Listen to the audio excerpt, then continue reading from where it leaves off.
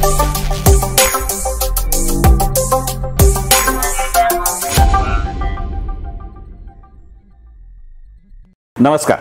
बुधवार 28 फेब्रुवारी 2024च्या बाजार गप्पांच्या या भागामध्ये आपल्या सगळ्यांचं मनापासून स्वागत. आपल्या आजच्या बाजार गप्पांचा विषय एशियन पेंट्स आणि ग्रासिम.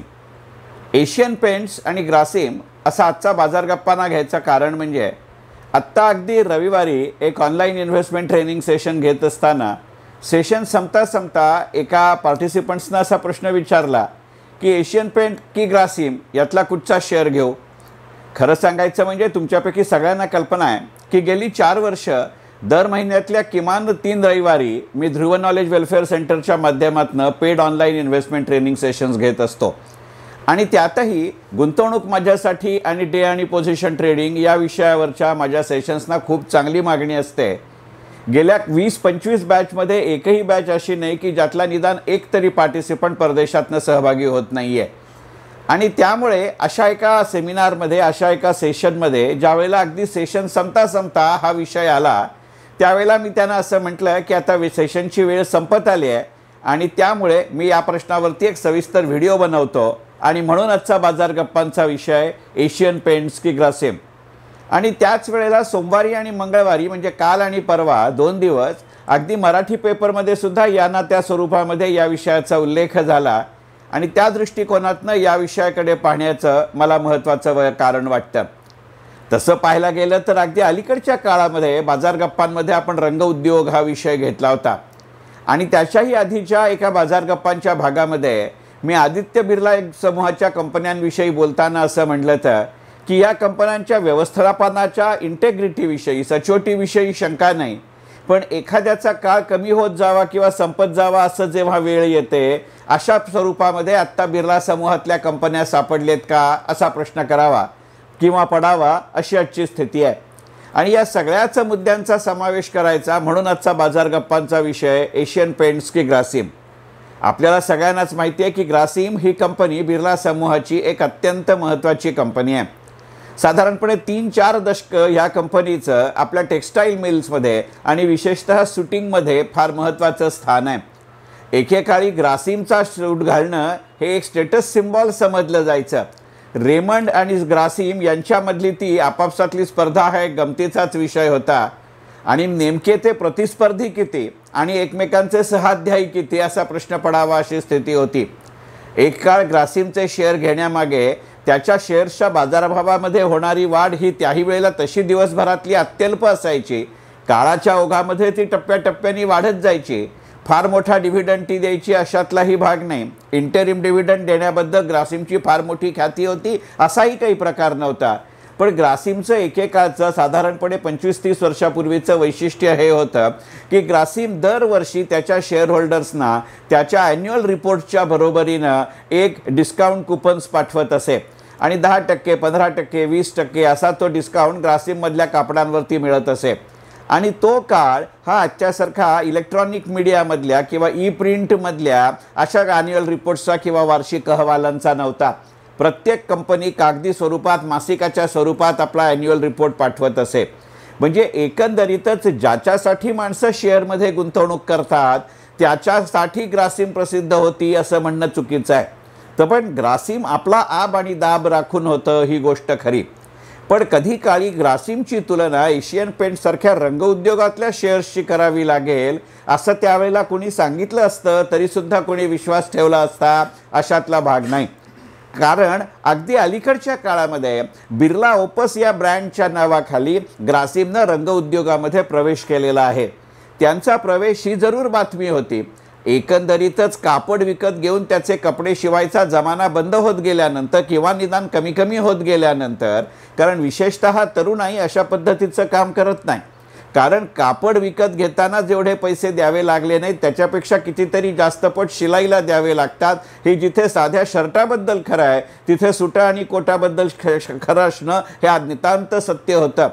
आणि त्यामुळे यांना त्या स्वरूपामध्ये आपला असलेलं ब्रँड नेम दुसरीकडे लिव्हरेज करायचा हाही एक उद्देश कदाचित असेल. पण ग्रासिमनं बिर्ला ओपसच्या माध्यमातून रंगउद्योगामध्ये एंट्री घेतली किंवा प्रवेश केला. त्या प्रवेश केलाय काही तोही काही कालपरवा झाला आहे अशातला भाग नाही. पण खरं सांगायचं म्हणजे आता ग्रासिम की एशियन पेंट्स अशी चर्चा करण्याचं खरं कारण असं आहे की गेल्या काही आठवड्यामध्ये या बिर्ला ओपसनं आपल्या देशाच्या 3 वेगवेगळ्या भागांमध्ये त्यांचे 3 कारखाने सुरू केलेले आहेत आणि येणाऱ्या काळामध्ये अजून 3 ते 5 कारखाने बिर्ला ओपसच्या नावातनं रंगउद्योगातले ग्रासिम चालू करेल याबद्दलचे ग्वाही किंवा निवेदन कंपनीतर्फे जारी करण्यात आलेलं आहे। आणि अगदी सुरुवातीच्या काळापासून फार मोठ्या प्रमाणावरती ज्याला आपण ॲग्रेसिव्ह म्हणू अशा पद्धतीचं मार्केटिंग आणि त्याहीपेक्षा खरं सांगायचं म्हणजे डिस्ट्रीब्युशन करायचं असं बिर्ला ओपस पर्यायानं ग्रासिमचा उल्लेख आहे। आणि त्या दृष्टिकोनातनं अगदी काही दिवसांपूर्वी ग्रासिमनं जारी केलेल्या निवेदनात असं म्हटलं आहे की अगदी सुरुवातीच्या काळापासून 5 ते 6 हजार गावांमध्ये थेट मालाची विक्री करता येईल अशा पद्धतीची रचना किंवा संरचना ग्रासिम करते आहे।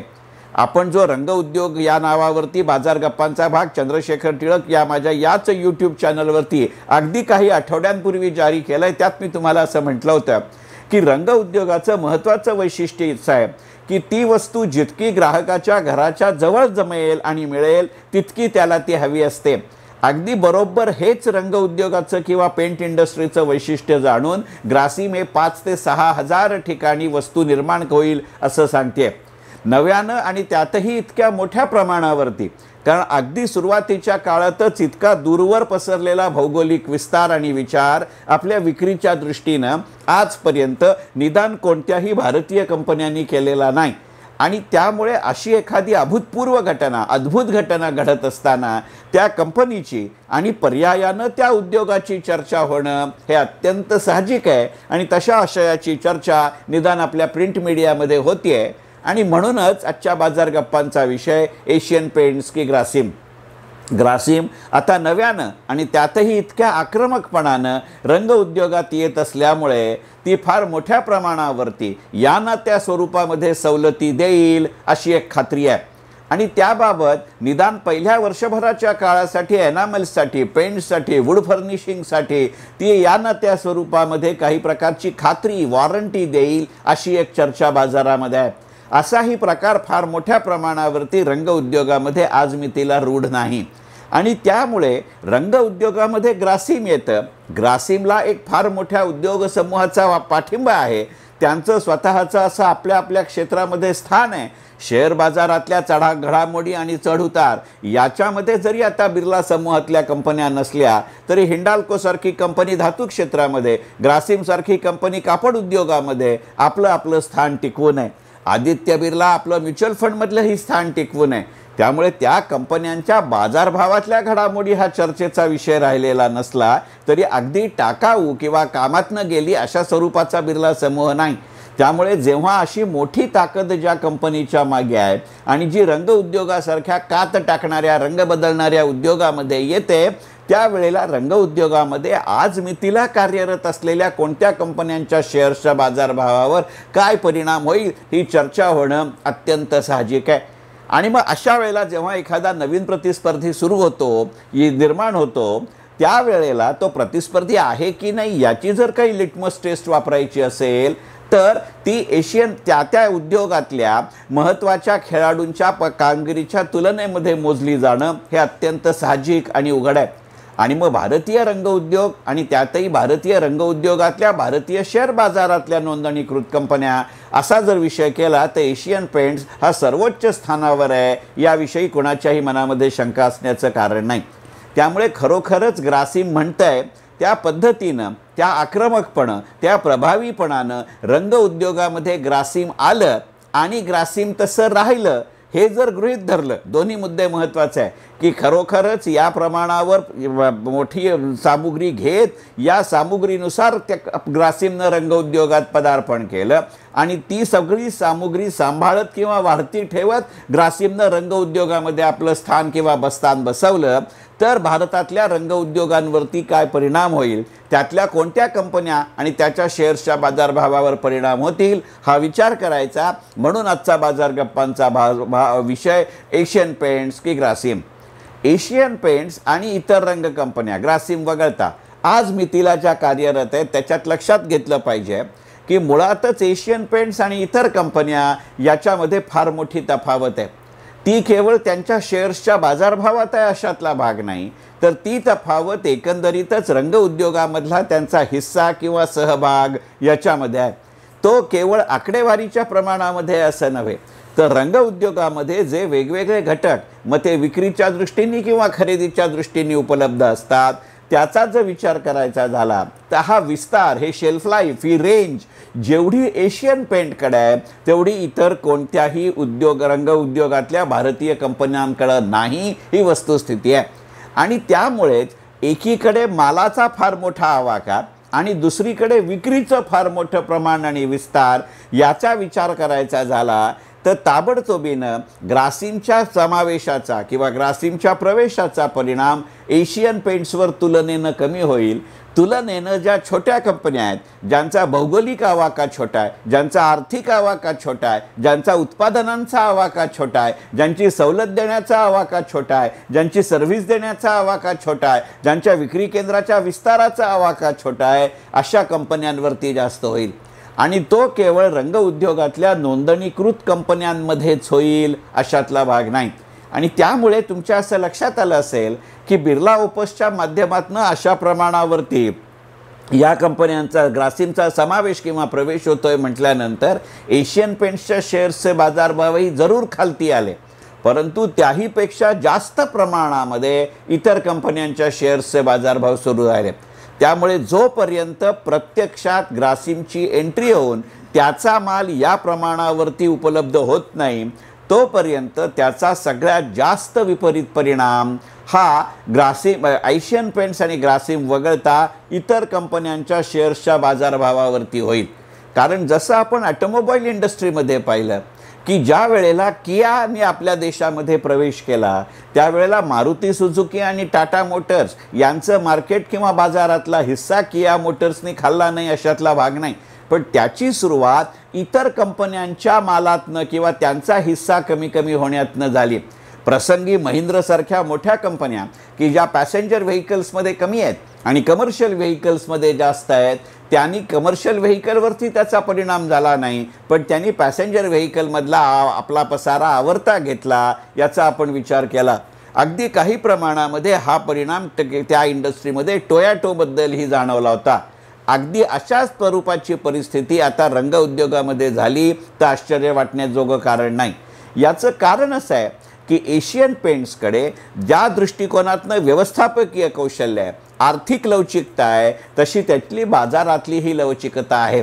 हा प्रतिस्पर्धी आला याची बाजारावरची ताबडतोब आणि त्वरेनं टोकाची प्रतिक्रिया देण्याच्या वृत्तीमुळे एशियन पेंट्सच्या शेअर्सचे बाजारभाव जरूर खालेले असतील, पण याचा अर्थ एशियन पेंट्सही हातावर हात ठेवून मिटल्या तोंडानी या ग्रासिमच्या प्रवेशाकडे पाहत राहील अशातला भाग नाही. एखादा नवीन मनुष्य येतोय म्हणल्यानंतर तो नेमकं काय करतोय याचा अंदाज घेऊन त्या क्षेत्रातली धुरीण मंडळी आपली पावलं उचलतात. तसं एशियन पेंट्सबद्दल होऊ शकतं.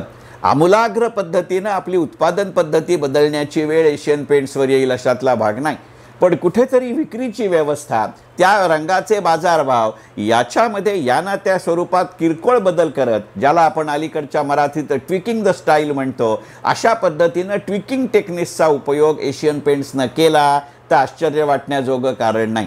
याचं कारण असं की मुळातच एशियन पेंट्सची ही संपूर्ण यंत्रणा आपल्या बाजारामध्ये स्थिर झाली आहे.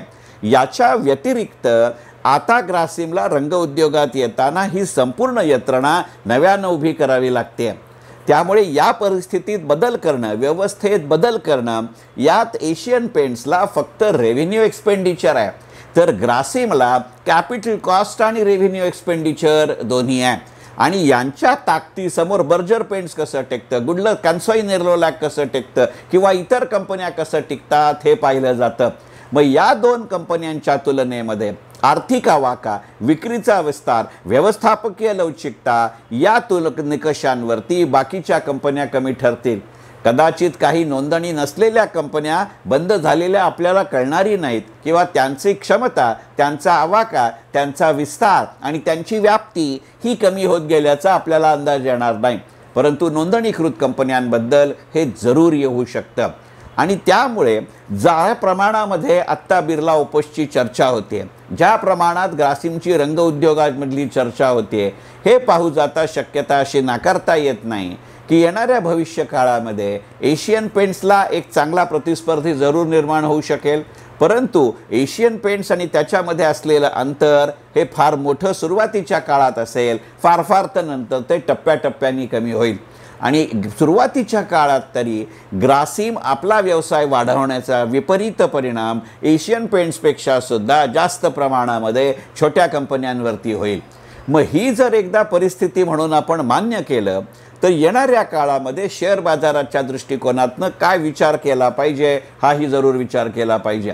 त्या दिवशी माझ्या डे आणि पोझिशन ट्रेडिंगचं सेशन घेत असताना मी म्हटलं त्याप्रमाणे की एकंदरीतच आत्ताच्या काळामध्ये ग्रासिम ही कंपनी आपल्याला कोणत्याही परिस्थितीमध्ये डे ट्रेडिंग करता उपयोगी पडू शकते, काही प्रमाणामध्ये पोझिशन ट्रेडिंग करता उभी करू शकते.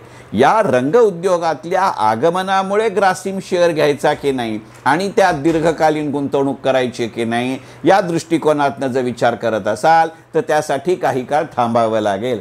आणि याच्यापेक्षा बरीच वेगळी परिस्थिती एशियन पेंट्समध्ये असेल. एशियन पेंट्सची फंडामेंटल्स आणि एशियन पेंटची टेक्निकल्स याच्याबद्दल कोणाच्याही मनामध्ये शंका असण्याचं कारण नाही. अगदी आत्ता पुढच्या वर्षभरामध्ये अमुक एक हिस्सा आमच्याकडे असेल, अमुक एक प्रमाणामध्ये आम्ही विस्तार करत असू, अमुक एक प्रमाणामध्ये आम्ही विक्रीची व्यवस्था करू, असं जे बिर्ला ओपस आज सांगतंय ते प्रत्यक्षात आलं तरीसुद्धा आज मी तिला याच्यापेक्षा कितीतरी जास्त पटीनं एशियन पेंट्सकडं सामुग्री आहे. म्हणजे बिर्ला आत्ता शून्यातनं पुढं येतोय आणि एशियन पेंट्स ऑलरेडी सेंचुरी मारून बसलेला आहे. त्यामुळे सेंचुरी मारलेला सेट बॅट्समन फार तर जसं नव्यानं गार्ड घेतो तशा पद्धतीनं एशियन पेंट्स नव्यानं गार्ड घेईल. पण या पिचचा अंदाज जसा बॅट्समनला सेंचुरी मारल्यानंतर आधीच आलेला असतो, आता तो फक्त गिअर बदलायचा की नाही याची चर्चा करतो किंवा विचार करतो. नेमकं एशियन पेंट्स आत्ता त्याच भूमिकेत असतं. आणि त्यामुळे आत्ता जर खरोखरच एशियन पेंट्सचे भाव खालती येत असतील तर या भावानं दीर्घकालीन गुंतवणुकीसाठी एशियन पेंट्सचा विचार करणं हे अत्यंत संयुक्तिक ठरेल. अगदी जर नव्यानं एशियन पेंट्समध्ये पैसे घालायचे नसतील तर आपण आत्ता फेब्रुवारीच्या शेवटच्या आठवड्यामध्ये आहोत. 31 मार्चला वर्ष संपेल, त्या वर्षाअखेरीसाठीचे एशियन पेंट्स रिझल्ट डिक्लेअर करत असताना नक्कीच यांना त्या स्वरूपामध्ये फायनल डिव्हिडंड किंवा अंतिम लाभांश देईल. निदान त्या अंतिम लाभांशात बसतील इतके तरी एशियन पेंट्सचे शेअर निदान 1, 2, 5 असा तरी शेअर घेत राहणं हे अत्यंत संयुक्तिक ठरेल. त्यामुळे ग्रासिम जर आत्ता डे आणि पोझिशन ट्रेडिंग करता चालत असेल तर एशियन पेंट्स कदाचित आत्ता डे ट्रेडिंग करता चालणार नाही. डे ट्रेडिंग करायचंच असेल तर कदाचित सेल फर्स्ट बाय लेटर की ज्याला आपण कव्हरिंग असं म्हणतो, अशा पद्धतीचे व्यवहार करणं सोयीचं ठरू शकतं. कारण मुळातच एशियन पेंट्सचा हा व्हिडिओ रेकॉर्ड करत असताना साधारणपणे 3,000 रुपयाच्या आसपास शेअर्सची खरेदी विक्री मुंबई शेअर बाजारात होते. आणि आपल्याला कल्पना आहे की दिवसभरामध्ये 20-25 रुपयाचा फरक एशियन पेंट्सच्या भावामध्ये नेहमीच होत असतो. ते कधी वाढतील कधी कमी होतील, परंतु ती एक रेंज असते. पण डे ट्रेडिंग एशियन पेंट्समध्ये करत असताना एक लक्षात घेतलं पाहिजे की 20-25 रुपये हे मार्जिन अर्धवट आहे किंवा ही बँड रेंज अर्धवट आहे. एकंदरीतच आपल्या प्रत्येक खरेदीच्या आणि विक्रीच्या व्यवहारावरती आपण ब्रोकरेज देत असतो, आपण सिक्युरिटीज ट्रान्झॅक्शन टॅक्स देत असतो, आपण GST देत असतो. आणि ही एकाच दिवसात जर मी खरेदी आणि विक्री दोन्ही करत असेल तर या दोन्ही व्यवहारांवरती हे चारही प्रकारचे खर्च करावे लागतात, हे लक्षात घ्यावं लागतं. त्यामुळे शक्यता म्हणून एशियन पेंट्समध्ये मला डे ट्रेडिंगची शक्यता कमी वाटते. परंतु आत्ता घेतले तर याच खालच्या पातळीवरती एशियन पेंट्स दीर्घकाळ राहणं मला स्वतःला अशक्य वाटतं. आणि त्यामुळे आत्ता कमी भावानं घेणं आणि मी मगाशी म्हणलं तसं त्यांच्यातनं मिळणाऱ्या डिव्हिडंड, मग तो इंटेरिम असेल किंवा फायनल असेल, यातनं वाढीव एशियन पेंट्स घेत राहणं ही कदाचित जास्त योग्य स्ट्रॅटेजी किंवा पवित्रा ठरू शकतो. याच्या बरोबरीनं पोझिशन ट्रेडिंग जसं मी मगाशी म्हटलं की ग्रासिममध्ये करता येईल तसं एशियन पेंट्समध्येही करता येईल. आणि एशियन पेंट्सचा विचार करत असताना केव्हाही हा शेअर असा आहे की तो short term investment, medium term investment आणि लाँग टर्म इन्व्हेस्टमेंट या तिन्हीकडे चालतो. अशी विविध स्वरूपाची चर्चा करता यावी म्हणूनच आजचा बाजार गप्पांचा विषय होता एशियन पेंट्स की ग्रासिम. मनपूर्वक धन्यवाद.